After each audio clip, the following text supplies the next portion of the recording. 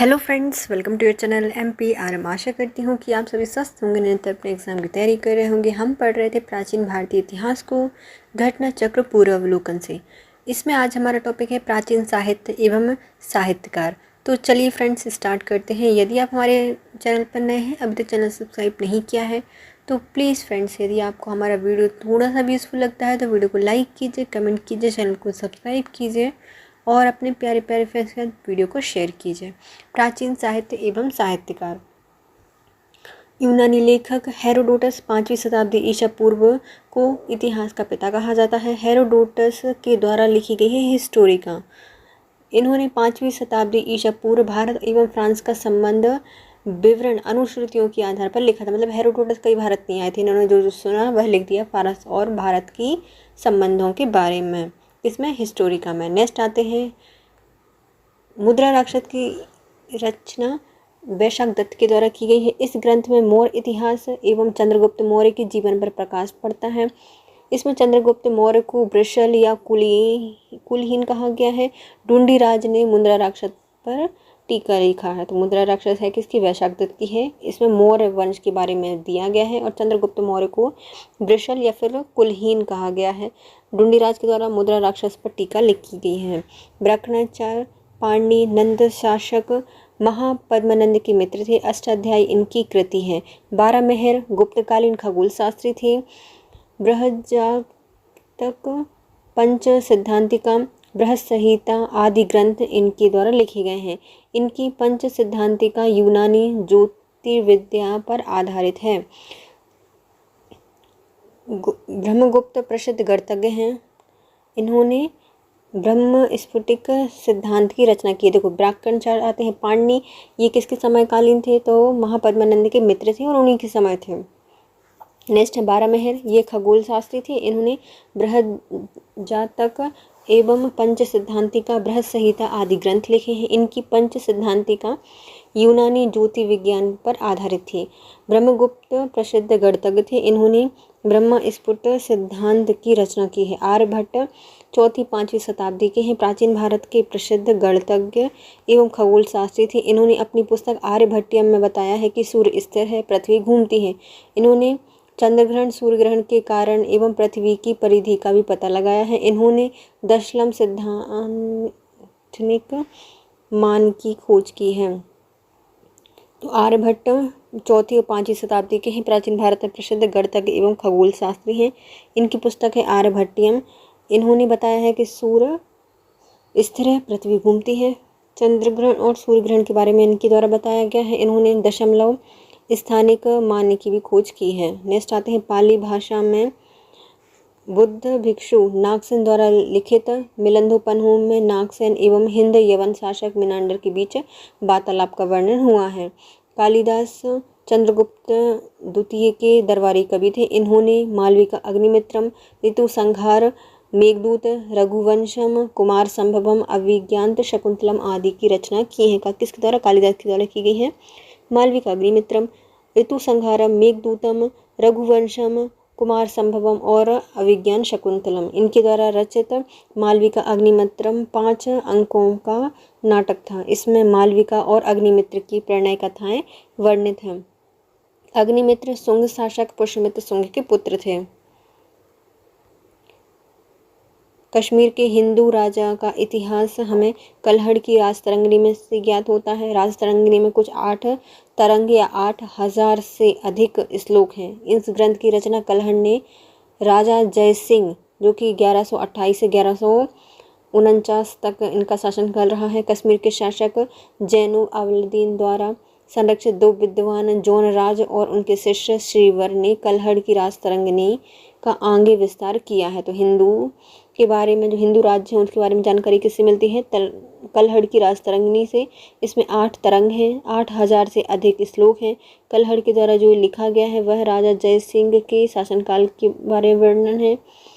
इनके जो संरक्षण है जैन उल अब्दीन के द्वारा 2 विद्वान, जिसमें जौन राज और उनके शिष्य श्रीवर आते हैं, उनको राजतरंगिणी का आगे विस्तार करने के लिए इन्होंने संरक्षण दिया था। अश्वघोष कुषाण शासक कनिष्क के राजकवि थे। इनकी तुलना मिल्टन, गेटे, कांट एवं वाल्टियर से की जाती है। इनकी रचना में 3 प्रमुख हैं: बुद्ध चरित्र, सुंदरानंद एवं सारिपुत्र प्रकरण। इनके प्रथम 2 महाकाव्य और अंतिम 2 मतलब जो अंतिम है वह ग्रंथ है। जो सारिपुत्र प्रकरण क्या है, एक नाटक ग्रंथ है, जबकि बुद्ध चरित्र और सुंदरानंद यह महाकाव्य हैं। सुंदरानंद में बुद्ध के सौतेले भाई सुंदरनंद के बौद्ध धर्म ग्रहण करने का वर्णन मिलता है। इसमें 18 सर्ग हैं। तो अश्वघोष किसके समकालीन है, तो कुषाण शासक कनिष्क के राजकवि थे। इनकी तुलना मिल्टन, गेटे, कांट, वाल्टियर से की जाती है। इनकी रचना में प्रमुख हैं बुद्ध चरित्र, सुंदरानंद और सारिपुत्र प्रकरण। सारिपुत्र प्रकरण ये किनका है, तो ये अंतिम नाट्य ग्रंथ है, और जो सुंदरानंद और जो बुद्ध चरित्र है यह महाकाव्य हैं। और इसमें सुंदरानंद में बुद्ध के सौतेले भाई सुंदरनंद के बारे में बुद्ध धर्म ग्रहण करने का वर्णन मिलता है। 18 सर्ग दिए गए हैं। नेक्स्ट आते हैं, हर्ष को संस्कृत के 3 नाट्य ग्रंथों की रचना करने का श्रेय दिया जाता है। पहले आते हैं प्रियदर्शिका, रत्नावली और नागानंद। किसने लिखा है, हर्ष के द्वारा लिखा गया है। प्रियदर्शिका 4 अंकों का नाटक है। इसमें वत्सराज उदयन के अंतःपुर के प्रणय कथा लिखी गई है। नेक्स्ट रत्नावली में 4 अंक हैं। इसमें नाट्य वत्सराज उदयन और उनकी रानी वासदत्ता की परिचारिका नागरिका की प्रणय कहानियाँ बड़ी रोचक से वर्णन किया गया है। नेक्स्ट है नागानंद, बुद्ध धर्म से प्रभावित है। इसमें 5 अंक हैं। जयदेव ने हर्ष को भाष, कालिदास, बाण एवं मयूर आदि कवियों की समकक्षता में रखते हुए कविता कामिनी का साक्षात हर्ष निरूपित किया है। किसके द्वारा किया गया है, तो जयदेव के द्वारा हर्ष को भाष, कालिदास, बाण एवं मयूर कवियों के समकक्षता में रखते हुए कविता कामिनी का साक्षात हर्ष निरूपित किया था। महाकवि भाष्य के नाम से 13 नाट्य उपलब्ध होते हैं। इनमें आते हैं टी गणपति शास्त्री ने त्रावणकोर राज्य से प्राप्त किया था। इनके नाट्यों के नाम हैं, पहले आते हैं प्रतिज्ञा, योगंधरायण, स्वप्नवास दत्ता, उरुभंग, दूतवाक्य, पंचरात्य, बालचरित्र, दूत घटोत्कच, कर्णभार, मध्यम व्यायाम, प्रतिमा नाट्य, अभिषेक नाट्य, अविमारक और चारुदत्ता। ये किनकी हैं, तो ये जो महाकवि भाष्य हैं इनके द्वारा 13 नाट्य लिखे गए हैं, जिन्हें टी गणपति शास्त्री ने त्रावणकोर राज्य से प्राप्त किया था। त्रावणकोर से मिले थे। कौन कौन से हैं इनकी, प्रतिज्ञा, योगंधरायण, ये गंध निकली उनके सपने में है, तो स्वप्नवास दत्ता, उससे वो उठ गए। उरुभंग, उनने एक दूत भेजा, दूत वाक्य कि जाओ पता लगाओ, तो राति में गए थे, है ना, तो उनको एक बालक मिला। बाल चरित्र जो कि दूत था, दूत घटोत्कच, उसके कान बीच मध्य से, उसके कान मतलब क्या हो जाएगा, कान से कर्णभार, मध्यम से मध्यम व्यायाम, उसके मध्य कान क्या थे, प्रतिमा जैसे अभिषेक कर रहे थे, अभिषेक नाट्य। और अभिमारक चारुलता, तो भैया उसको मार के चारुलता ले आई। अभिमारक और चारुलता ये किसके हैं, महाकवि भाष्य की रचनाएं हैं। इनको इस ट्रिक से याद किया जा सकता है। नेक्स्ट आते हैं, गीत गोविंद के रचयिता जयदेव बंगाल के अंतिम सेन शासक लक्ष्मण सेन के आश्रित महाकवि थे। अतः जयदेव ने 12वीं शताब्दी में गीत गोविंद की रचना की है। इस गीत काव्य कहना उचित होगा, इसे क्या होगा, गीति काव्य कहना उचित होगा, अच्छा होगा गीत गोविंद के लिए। इसमें 12 सर्ग हैं और प्रत्येक सर्ग गीतों से समाहित है। प्राचीन भारतीय पुस्तक पंचतंत्र मूलतः संस्कृत में रचित है। यह 15 भारतीय एवं 40 विदेशी भाषाओं में अनुवाद हुआ है। इसके मूल लेखक विष्णु शर्मा माने जाते हैं।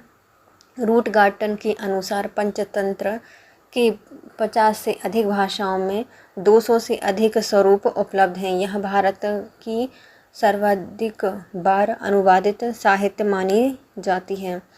मुगल काल में पंचतंत्र का फारसी अनुवाद आयर-ए-दानिश या अबुल फजल के द्वारा शीर्षक के साथ किया गया है। तो पंचतंत्र का अनुवाद किसने किया है फारसी में? तो ये किया है आयर-ए-दानिश, अबुल फजल ने किया है। आचार्य शर्ववर्मा ने 5 खंडों में कातंत्र व्याकरण नामक पुस्तक हिंदी एवं संस्कृत में लिखी है। तो शर्ववर्मा के द्वारा 5 खंडों में क्या लिखा गया है? कातंत्र व्याकरण। 12वीं शताब्दी के गणितज्ञ भास्कर द्वितीय या भास्कराचार्य ने बीज गणित के क्षेत्र में विशेष योगदान दिया है। इनकी प्रसिद्ध पुस्तक है सिद्धांत श्रोमणी 4 भागों में, जिसमें लीलावती, बीजगणित, ग्रहगणित एवं गोला अध्याय में विभाजित किया गया है। इसको किस किस में? तो लीलावती, बीजगणित, ग्रहगणित और गोला अध्याय में विभाजित किया गया है। 12वीं शताब्दी में मिताक्षरा की रचना विज्ञानेश्वर के द्वारा की गई थी। इसका पहला अंग्रेजी अनुवाद हेनरी थॉमस कोलब्रुक के द्वारा 19वीं शताब्दी में किया गया था। इसका जो मिताक्षरा है इसका अनुवाद किसने किया है? एक हेनरी थॉमस कोलब्रुक के द्वारा 18वीं शताब्दी में किया गया था। इसमें हिंदू नियमों का उल्लेख किया गया है। मतविलास पहसन एक संस्कृत नाट्य है। इसके लेखक पल्लव नरसिंह वर्मन हैं। तो मतविलास पहसन क्या है? एक संस्कृत नाट्य है। इसके लेखक कौन है? पल्लव नरेश महेंद्र वर्मन है। यह एक परिहास नाट्य है। इसमें धार्मिक आडंबरों पर कटाक्ष किया गया है।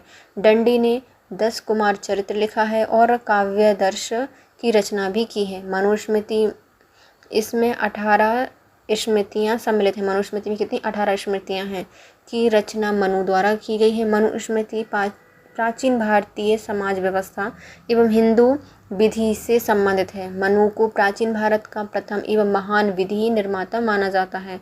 शूद्रक ने प्रसिद्ध नाटक मुष्कटिकम की रचना की है। इस नाटक में ब्राह्मण चारुदत्ता और उज्जैनी के प्रसिद्ध गणिका वसंत सेना के आदर्श प्रेम की कहानी वर्णित है। नेक्स्ट आते हैं शून्य का आविष्कार ईसा पूर्व 2वीं शताब्दी में किसी अज्ञात भारतीय ने किया था। अरबों ने इसे भारत से सीखा और यूरोप में फैलाया। अरब देशों में शून्य का प्रयोग सबसे पहले 873 में किया गया था। प्रमुख रचनाकारों की प्रमुख रचना इस प्रकार है, जैसे सूरदास के द्वारा लिखा गया है सूरसागर, सूरसरावली और साहित्य लहरी। तो सूरदास के द्वारा लिखा गया है सूरसागर, सूरसरावली और साहित्य लहरी। तुलसीदास के द्वारा लिखा गया है रामचरितमानस, विनय पत्रिका, कवितावली और गीतावली। तुलसीदास ने क्या लिखा है? रामचरितमानस, विनय पत्रिका, कवितावली और गीतावली। राजशेखर के द्वारा काव्य मीमांसा, बाल रामायण, बाल भारत और विद्याशालभंजिका लिखी गई है। तो जो राजशेखर हैं इनके द्वारा क्या लिखी गई है? काव्य मीमांसा, बाल रामायण, बाल भारत और विशाल भंजिका आदि ग्रंथ किसके द्वारा लिखे गए हैं? राजशेखर के द्वारा लिखे गए हैं। नेक्स्ट आते हैं अब इनसे संबंधित प्रश्न। इतिहास के पिता की पदवी सही शब्दों में किससे संबंधित है? जो इतिहास का पिता कहा जाता है तो हेरोडोटस को कहा जाता है इतिहास का पिता। यूनानी लेखक हेरोडोटस 5वीं शताब्दी ईसा पूर्व को इतिहास का पिता कहा जाता है। हेरोडोटस इनकी प्रसिद्ध किताब है। इसमें 5वीं शताब्दी ईसा पूर्व में भारत फारस संबंधों का विवरण अनुश्रुतियों के आधार पर मिलता है। नीचे दिए गए कूट बताइए। ओके, इसके यहाँ दिए हैं कूटों के। पहले आते हैं हमारे अष्टाध्यायी। अष्टाध्यायी लिखी है पाणिनि जी ने। कहाँ गए पाणिनि? ये हैं। महाभाष्य लिखी है हमारे, देखो वर्तिका लिखी है कात्यायन ने।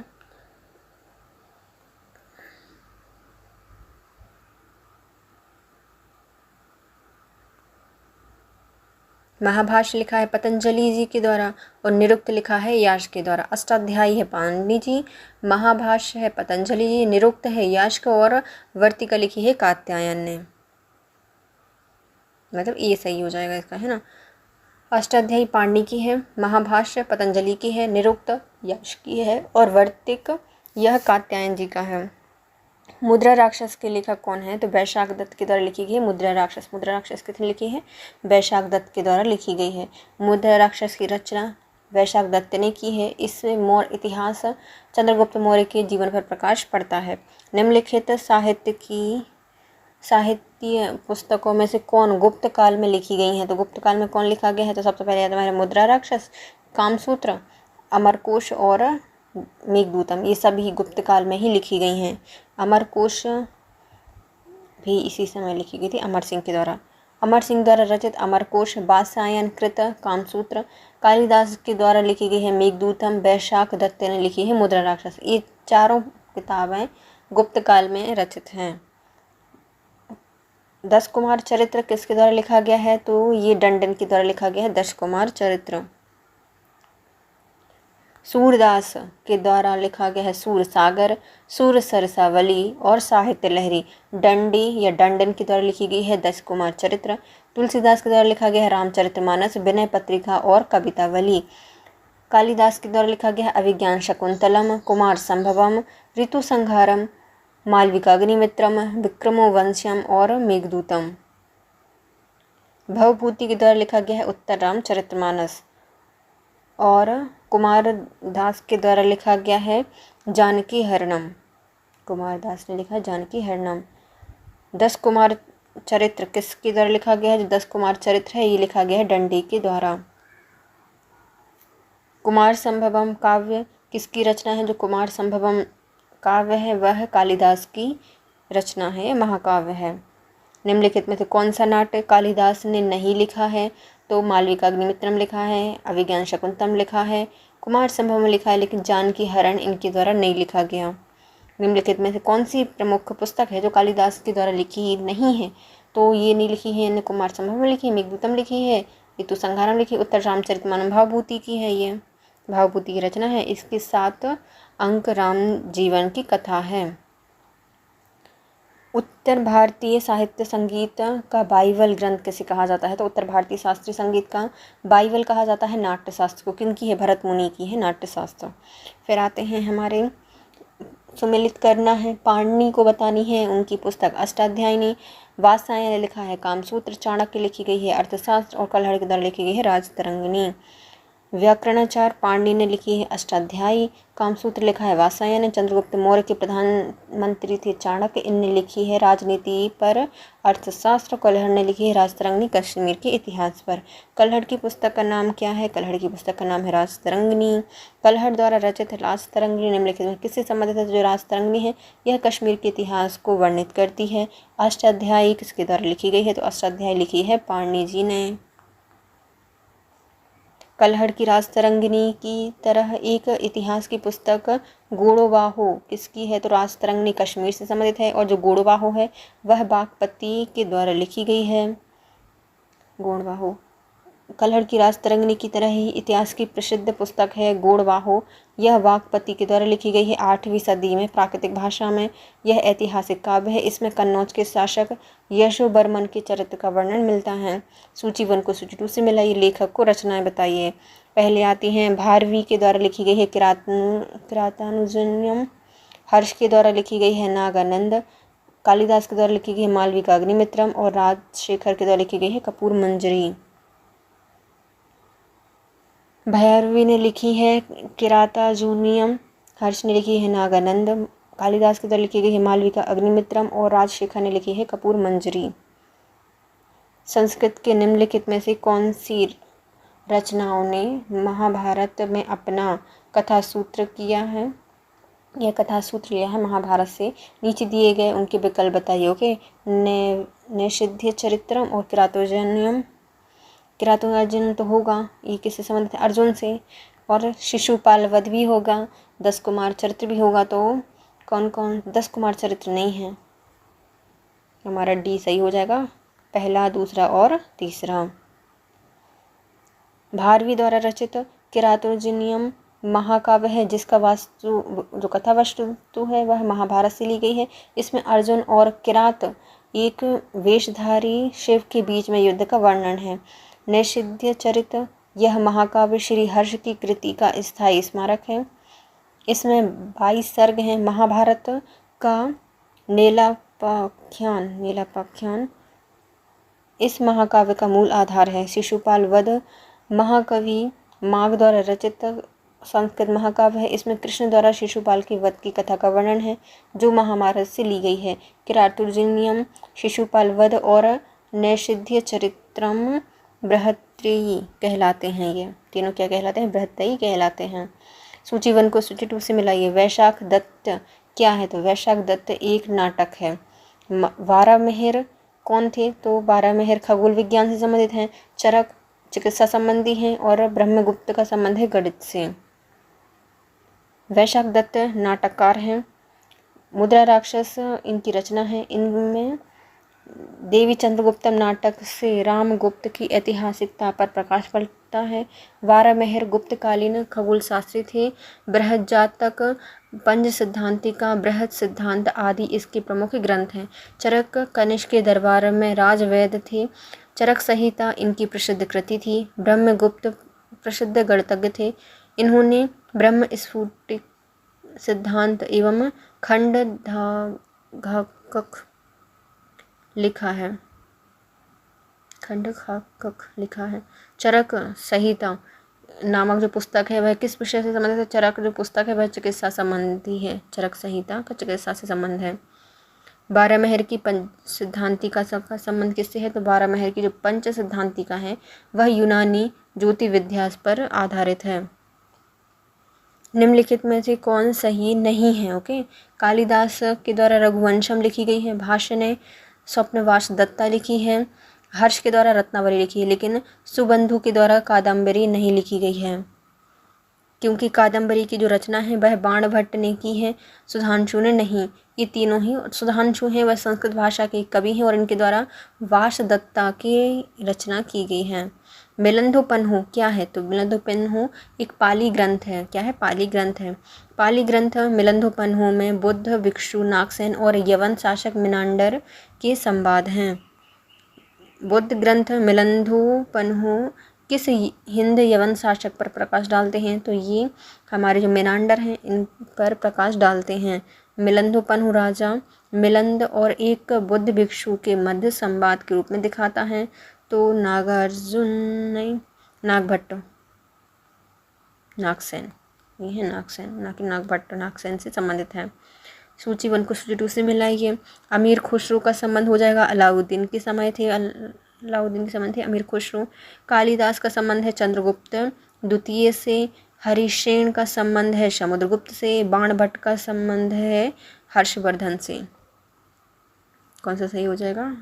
बी सही है। अमीर खुसरो अलाउद्दीन खिलजी से संबंधित है। कालिदास चंद्रगुप्त द्वितीय से संबंधित है। हरिसेन का संबंध है समुद्रगुप्त से और बाणभट्ट का संबंध है हर्षवर्धन से। राजतरंगिणी के लेखक कौन है? राजतरंगिणी के लेखक है कल्हड़। कल्हड़ किसके समय थे? जय सिंह के समय थे। राजतरंगिणी के लेखक कल्हड़ के समय कश्मीर का शासक जय सिंह था। उसी के समय के दौरान 1148 से 1149 में कल्हड़ ने अपनी महान कृति राजतरंगिणी में को पूरा किया। राजतरंगिणी में कुल 8 तरंग हैं और 7826 श्लोक हैं। प्रथम 3 तरंगों में अत्यंत प्राचीन काल का कश्मीर की परंपरागत इतिहास है। चौथे से छठे तरंग में काकोट एवं उत्पल वंशों का इतिहास है। 7वें और 8वें तरंगों में लाहौर वंश का इतिहास अंकित है। कल्हड़ कृत राजतरंगिणी में कुल कितने तरंग हैं? तो इनमें है 8 तरंग। कल्हड़ की राजतरंगिणी में किसने आगे मतलब जो राजतरंगिणी है उसको किसने आगे बढ़ाया था? तो जौनराज और श्रीवर के द्वारा इसको आगे बढ़ाया गया था। कश्मीर के हिंदू राज्य का इतिहास हमें कल्हड़ की राजतरंगिणी से ज्ञात होता है। इस ग्रंथ की रचना कल्हड़ ने राजा जय सिंह के शासनकाल में की थी। कश्मीर के शासक जैन उल आबादीन द्वारा संरक्षित 2 विद्वान जौनराज और उनके शिष्य श्रीवर ने कल्हड़ की राजतरंगिणी का आगे विस्तार किया था। सौंदरानंद किसकी रचना है? जो सौंदरानंद है वह है हमारे अश्वघोष की रचना। अश्वघोष कुषाण शासक कनिष्क के राजकवि थे। इनकी रचनाओं में 3 रचनाएं आती हैं, बुद्ध चरित्र, सौंदरानंद और सारिपुत्र प्रकरण। नागानंद रत्नावली और प्रियदर्शिका के लेखक कौन हैं? नागानंद। रत्नावली और प्रियदर्शिका के लेखक हैं हर्षवर्धन। हर्षवर्धन को संस्कृत के 3 नाटक ग्रंथों की रचयिता माना जाता है। इसमें आते हैं प्रियदर्शिका, रत्नावली और नागानंद। हर्ष ने निम्नलिखित किन रचनाओं का लेखन किया है? तो हर्ष के द्वारा प्रियदर्शिका, रत्नावली और नागानंद। हर्षचरित्र बाणभट्ट ने लिखा है। 3 ग्रंथ लिखे गए हैं। निम्नलिखित में से 4 ग्रंथों में से किस में एक विश्वकोशीय ग्रंथ है? विश्वकोशीय ग्रंथ है तो बड़ा होगा तो बृहद संहिता है ये। बृहद संहिता गुप्त काल में बारामेहर द्वारा संस्कृत में रचित एक विश्वकोश है। प्राचीन भारत में इतिहास के संदर्भ में भावभूति, हस्तिमल्ल एवं क्षेमेश्वर क्यों प्रसिद्ध हैं? क्षेमेश्वर ये सब क्या है? नाटककार हैं। प्राचीन भारत के इतिहास के संदर्भ में भावभूति, हस्तिमल और क्षेमेश्वर प्रसिद्ध नाटककार हैं। 8वीं शताब्दी के संस्कृत भाषा के प्रमुख नाटककारों में भावभूति नाम प्रमुख उल्लेखनीय है। इनकी प्रसिद्ध रचनाओं में महावीर चरित्रम, मालती माधव और रामचरितमानस आते हैं। रामचरितमानस नहीं, रामचरित्रम बस आते हैं, है ना। तो भावभूति ने क्या क्या लिखा है? महावीर चरित्रम, मालती माधव और उत्तर रामचरितमानस।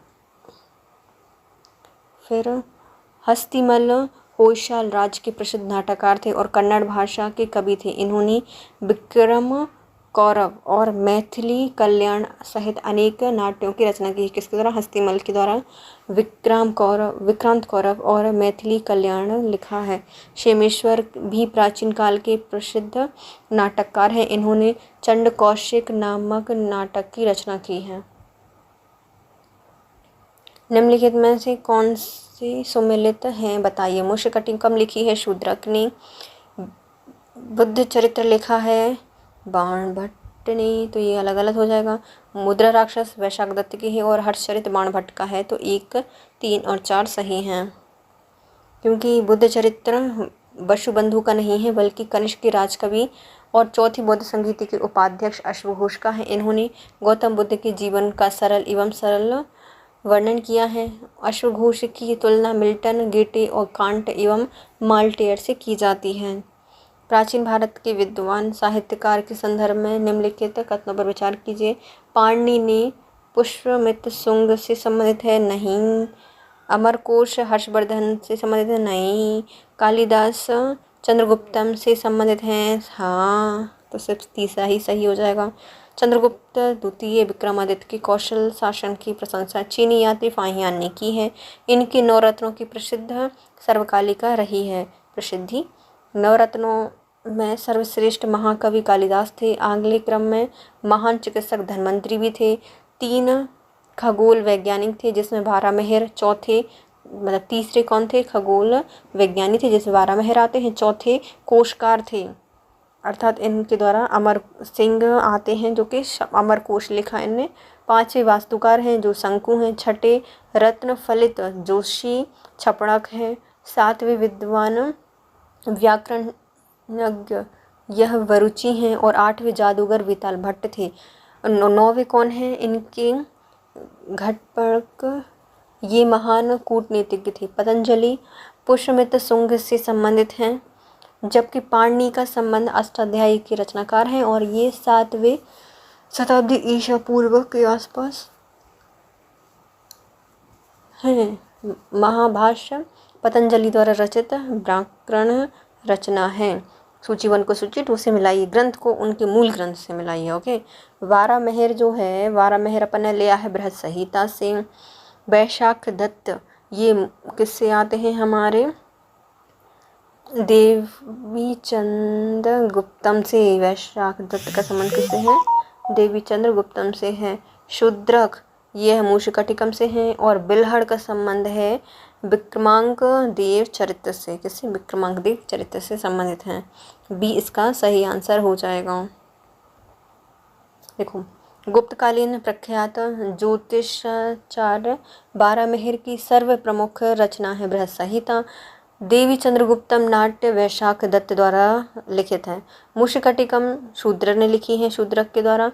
विक्रमांक देव चरित्र विल्हड़ की कृति है। इसमें कल्याणी के चालुक्य वंशी नरेश विक्रमादित्य सठ का वर्णन है और प्रबंध चिंतामणि मेरुतुंग की रचना है। निम्नलिखित में से परमार राजवंश के इतिहास पर प्रकाश डालने वाले स्रोत बताइए। तो परमार राजवंश से संबंधित हैं हमारे पद्मगुप्त का नवशशांक चरित्र, मेरुतुंग का प्रबंध चिंतामणि और उदयपुर प्रशस्ति उपयुक्त सभी।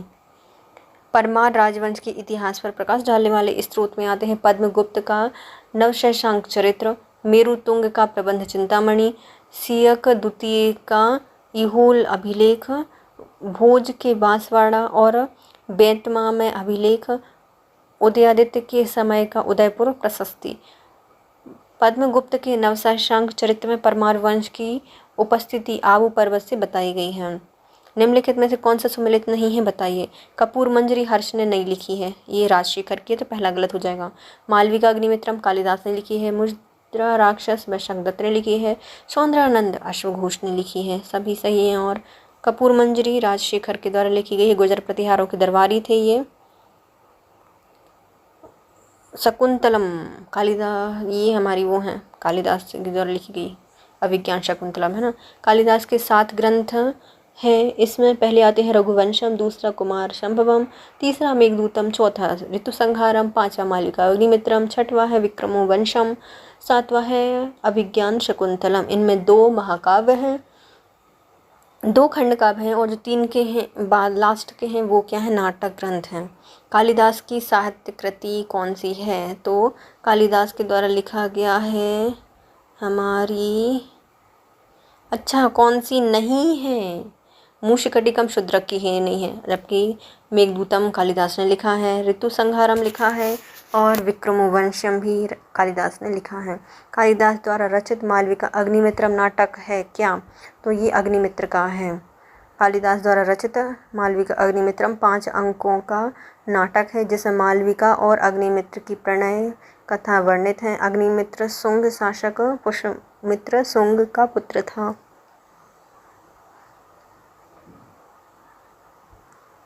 प्राचीन भारत की निम्नलिखित पुस्तक में से कौन एक में शुंग राजवंश के संस्थापक के पुत्र की कहानी दी गई है। तो ये हमारे हो जाएंगे मालविका अग्निमित्रम, अग्निमित्र की कहानी है इसमें। स्वप्नवास दत्ता के लेखक कौन है, भाष्य हैं स्वप्नवास दत्ता के। महाकवि भाष्य के नाम से 13 नाट्य उपलब्ध हैं, इनमें टी गणपति शास्त्री ने त्रिवणकोट राज्य से प्राप्त किया था। स्वप्नवास दत्ता और चारु दत्ता महाकवि भाष्य की प्रमुख रचनाएं हैं। गीत गोविंद के रचयिता कौन है। तो जो गीत गोविंद है वह जयदेव के द्वारा लिखा गया है। गीत गोविंद के रचयिता जयदेव बंगाल के अंतिम सेन शासक लक्ष्मण सेन के आश्रित महाकवि थे, अर्थात जय सिंह ने 12वीं शताब्दी में गीत गोविंद की रचना की थी। इस गीति काव्य कहना उचित होगा। इसमें 12 सर्ग हैं और प्रत्येक सर्ग में गीत लिखे हुए हैं। गीत गोविंद के गीतकार जयदेव किसकी सभा में अलंकृत थे। तो ये थे लक्ष्मण देव सेन की। लक्ष्मण सेन कहाँ ऑप्शन में है क्या, हाँ लक्ष्मण सेन ऑप्शन में है।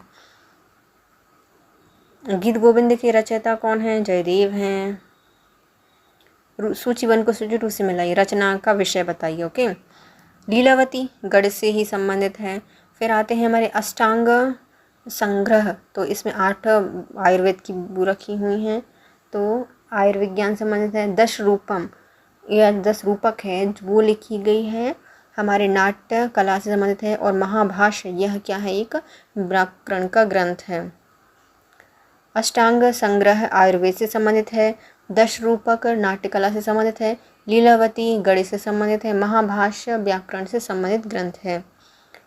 तुम्हारा अधिकार कर्म पर है, फल की प्राप्ति पर नहीं, यह निम्नलिखित में से किस ग्रंथ से लिया गया था। महाभारत में नहीं, गीता में कहा गया है। गीता में कहा था कृष्ण जी ने अर्जुन से। कर्म सिद्धांत पर विशेष बल देते हुए गीता में श्री कृष्ण ने कहा है कि तुम्हारा अधिकार सिर्फ कर्म करना है, फल की प्राप्ति नहीं है। जो यह है वह अनंतज्ञ भी है, जो यहाँ नहीं है वह कहीं नहीं है, यह निम्नलिखित में से किस ग्रंथ से संबंधित है। तो ये है महाभारत से। जो यहाँ है वही अंतज्ञ है और जो यहाँ नहीं है वह कहीं नहीं है, यह महाभारत में कहा गया है। प्राचीन ग्रंथ जिसका 15 भारतीय एवं 40 विदेशी भाषाओं में अनुवाद हुआ है, तो ये है पंचतंत्र। भारतीय पुस्तक पंचतंत्र मूलतः संस्कृत में रचित है। इसमें 15 भारतीय एवं 40 विदेशी भाषाओं में अनुवाद किया गया है। इसके मूल लेखक हैं विष्णु शर्मा। रूडगार्टन के अनुसार पंचतंत्र के 50 से अधिक भाषाओं में 200 से अधिक स्वरूप उपलब्ध हैं। यह भारत की सर्वाधिक बार अनुवादित साहित्य पुस्तक मानी जाती है। मुगल काल में पंचतंत्र का फारसी अनुवाद आयर ए दानिश या अबुल फजल द्वारा शीर्षक के तहत कराया गया था।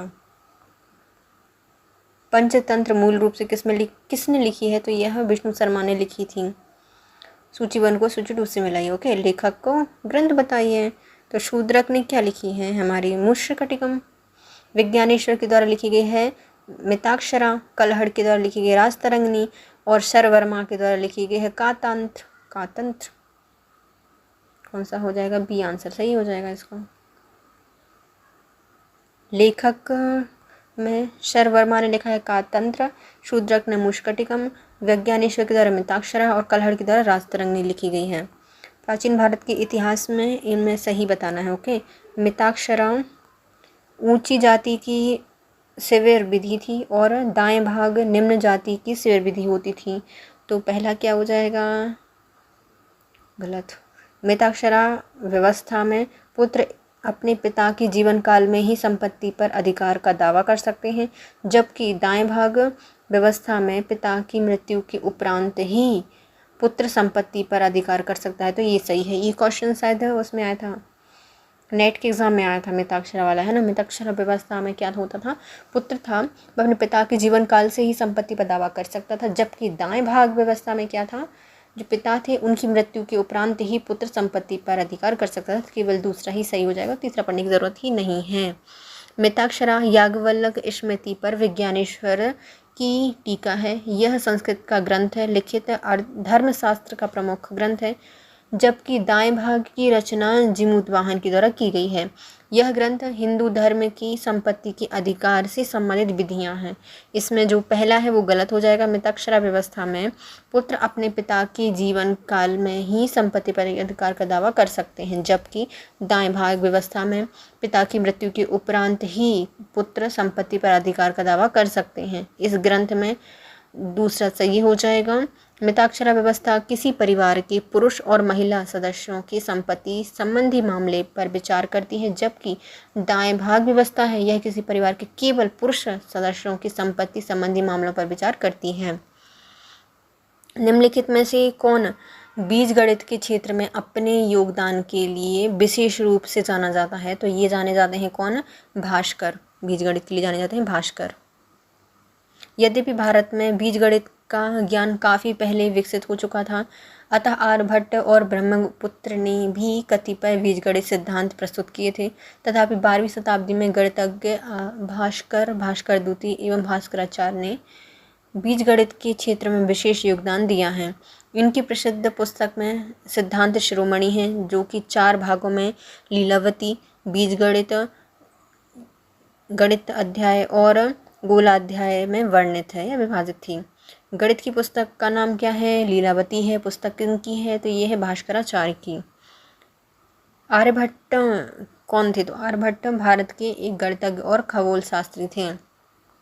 आर्यभट्ट 4वीं-5वीं शताब्दी ईस्वी में भारतीय के प्रसिद्ध गणितज्ञ एवं खगोल शास्त्री थे। इन्होंने अपनी पुस्तक आर्यभट्टिया में बताया है कि सूर्य स्थिर है और पृथ्वी घूमती है। निम्नलिखित में से किस भारतीय गणितज्ञ ने दशमलव स्थानिक मान की खोज की है, तो ये हो जाएंगे हमारे आर्यभट्ट। आर्यभट्ट नाटक भारतीय गणित में दशमलव स्थानिक मान की खोज के लिए जाने जाते हैं। आर्यभट्ट ने आर्यभट्टियम ग्रंथ की रचना की है, जो वैदिक गणित का प्रमुख ग्रंथ है। मितविलास प्रहसन के लेखक कौन है, तो मितविलास प्रहसन के लेखक हो जाएंगे महेंद्र वर्मन।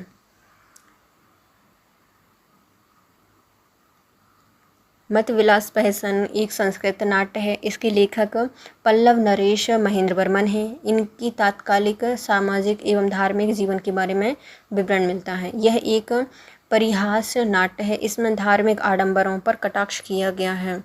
मनुस्मृति मुख्यतः किस संबंधित है? मनुस्मृति है, इसका संबंध हो जाएगा सामाजिक व्यवस्था से। मनुस्मृति जिसमें कुल 18 स्मृतियाँ शामिल हैं। इनकी रचना मनु के द्वारा की गई थी। मनुस्मृति प्राचीन भारतीय समाज व्यवस्था एवं हिंदू विधि से संबंधित है। मनु को प्राचीन भारत का प्रथम एवं महान विधि निर्माता माना जाता है।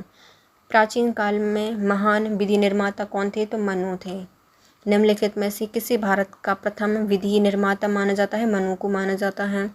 शून्य का आविष्कार किसने किया था? जो शून्य का आविष्कार है वह किसी अज्ञात भारतीय के द्वारा किया गया था। आर्यभट्ट का माना जाता है, लेकिन उन्हें लिखा दिखाया खोजा था। शून्य का आविष्कार ईसा पूर्व 2वीं शताब्दी में किसी अज्ञात भारतीय ने किया था। अरबों ने इसे भारत से सीखा और यूरोप में फैला दिया। अरब देश ने शून्य का प्रयोग सबसे पहले 873 ईस्वी में किया था। शून्य की खोज किसने की थी? भारतीयों ने इसकी खोज की थी। निम्नलिखित में से कौन सा जोड़ा सही सम्मिलित नहीं है? ओके, लाइफ ऑफ हैंसोंग ये लिखी है हुईली ने हो गई। हैंसोंग की लिख ली लाइफ, तो हुईली। लाइफ ऑफ हैंसोंग किसने लिखी? हुईली के द्वारा लिखी गई है। द नेचुरल हिस्ट्री टॉलमी ने लिखी है क्या? तो ये टॉलमी के द्वारा नहीं लिखी, प्लानी के द्वारा लिखी गई है। ओके, तो दूसरा गलत हो जाएगा। तीसरा हिस्टोरियल फिलिपिकल यह पॉम्पेइस टोगस के द्वारा लिखी गई। पॉम्पेइस टोगस के द्वारा हिस्टोरियल फिलिपिकल यह पेम्पोइस टोगस के द्वारा लिखी गई है। द हिस्टरीज ये लिखी गई है हेरोडोटस के द्वारा। द हिस्ट्रीज किसने लिखी है? हेरोडोटस ने लिखी है। और जो हिस्टोरियल फिलिपिकल ये लिखी है पम्पेइस टोगस के द्वारा। नेचुरल हिस्ट्री की जो लेखक हैं वो प्लानी द एल्डर हैं। निम्नलिखित में से सबसे प्राचीन वाद्य यंत्र कौन सा है? तो सबसे प्राचीन है वीणा। नीचे दिए गए सबसे प्राचीन वाद्य यंत्र में वह प्राचीन काल से ही वीणा चल रहा है, भारतीय संस्कृति एवं संगीत का भाग रही है, जबकि सितार, सरोद, तबला ये मध्यकालीन वाद्य यंत्र हैं। इसके साथ हमारा आज का टॉपिक होता है कंप्लीट। नेक्स्ट टॉपिक में हम पढ़ेंगे पूर्व मध्यकाल, जिसमें हम 1800 से 1200 ईस्वी का पूरा इतिहास कंप्लीट करेंगे। इसके प्रीवियस ईयर के क्वेश्चंस भी सॉल्व करेंगे। यदि फ्रेंड्स आपको हमारा वीडियो थोड़ा सा यूजफुल लगा है तो वीडियो को लाइक कीजिए, कमेंट कीजिए, चैनल को सब्सक्राइब कीजिए और अपने प्यारे प्यारे फ्रेंड्स के वीडियो को शेयर कीजिए। Thank you so much guys, have a nice day.